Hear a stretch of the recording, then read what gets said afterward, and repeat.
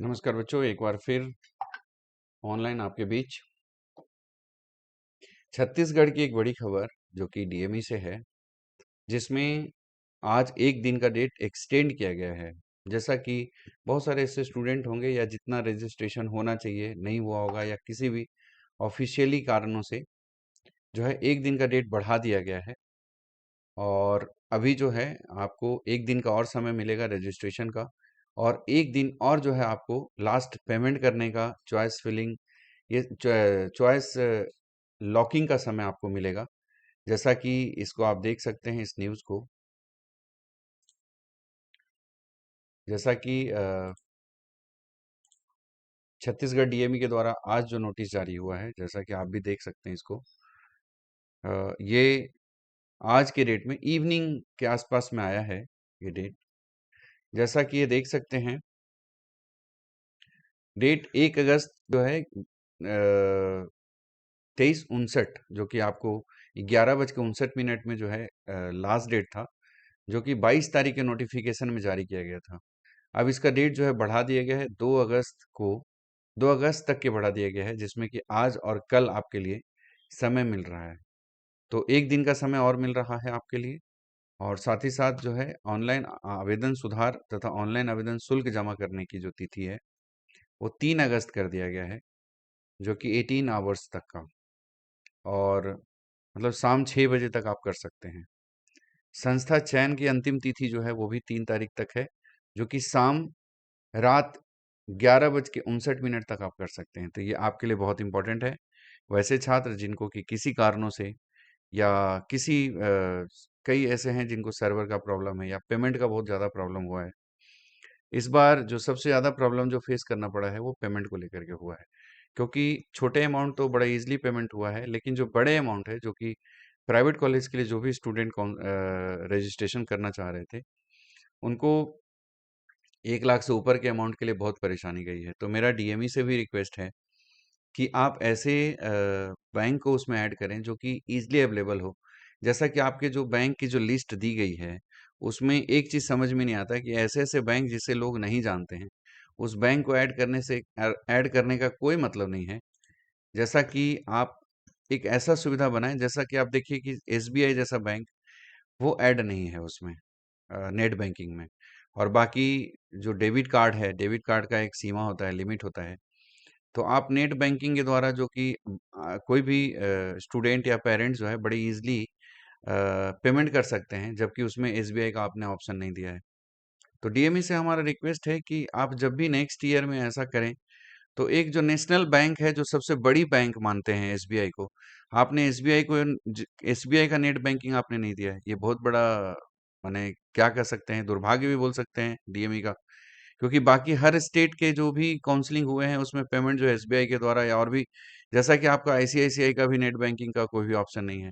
और ऐसे ऐसे बैंक के ऑप्शंस दिए हुए हैं जिसमें कि जिसे मैंने भी कभी नाम नहीं सुना है कि वो बैंक भी है या क्या है। तो उसमें थोड़ी सुविधा बनाएं ताकि लोगों को परेशानी न जाए।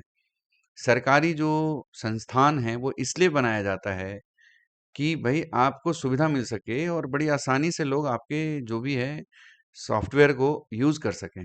लेकिन यहाँ पे मैंने लोगों को देखा है कि काफ़ी भटके हैं पेमेंट को लेकर के। कई बार आना-जाना, बैंक में जाना, उसका लिमिट बढ़ाना, ये बहुत सारी चीज़ें हैं। तो डीएमई के जो अधिकारीगण हैं, उनसे हमारा विनती है कि आप थोड़ा-सा सुगम बनाएँ, सरल बनाएँ, ताकि लोग इतना परेशान ना हों। बाकी इस बार के आपके जो सॉफ्टवेयर है, वो काफ़ी अच्छा रहा। पिछले बार की तुलना में काफ़ी ईज़ी सॉफ्टवेयर है आपका, और ख़ास करके काफ़ी चीज़ें बड़ी आसान हैं, जो कि जैसा कि स्टूडेंट, जैसा कि जो सेंट्रल काउंसलिंग के जो रजिस्ट्रेशन किए थे, सेम पैटर्न पे है, बंगाल का भी वैसे ही है। बाकी कुछ राज्यों का मैं देख रहा हूँ, जैसा कि आप रजिस्ट्रेशन अगर आप उत्तर प्रदेश का कर रहे हैं, तो उत्तर प्रदेश में बड़ी परेशानी है, वो बार-बार लॉग आउट हो जाएगा।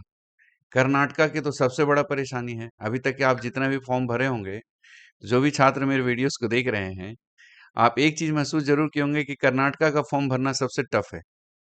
एक तो कि कुछ पेज उसका खुलता नहीं है, पेज खुलेगा भी तो जैसे जलेबी बना हुआ है उसमें। अब जो भी हिंदी भाषी या इंग्लिश जानते हैं, उनको कुछ समझ में नहीं आएगा कि उसमें क्या लिखा हुआ है। और बाकी अलाइनमेंट अलाइनमेंट जो है, उसमें बॉक्स कहीं और है, लिखा हुआ कहीं और है। तो ये सब चीज़ें पता नहीं, एक तरफ कर्नाटका बोला जाता है कि बहुत माने कि उसको क्या, मतलब आईटी-सिटी बोला जाता है शायद, आप लोग भी जानते हैं आईटी-सिटी है।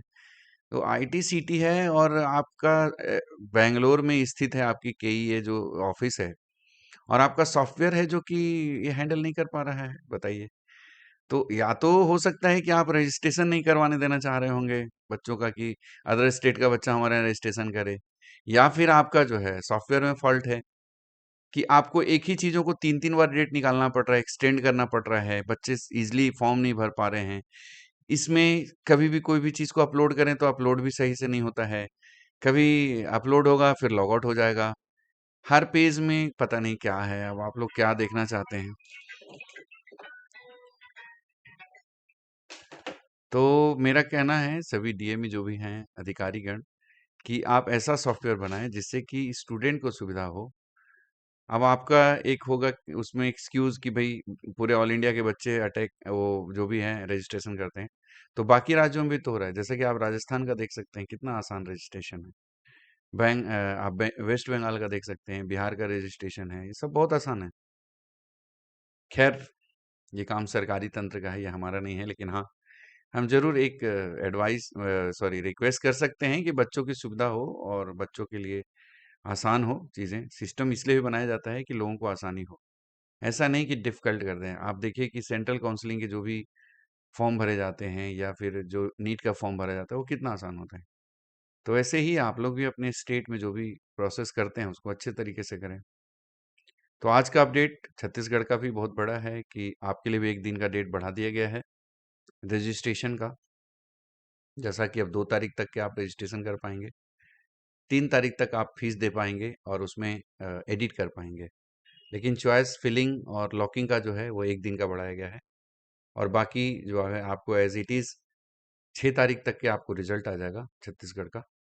और बाकी आप सभी को ढेर सारी शुभकामनाएँ। बहुत-बहुत धन्यवाद।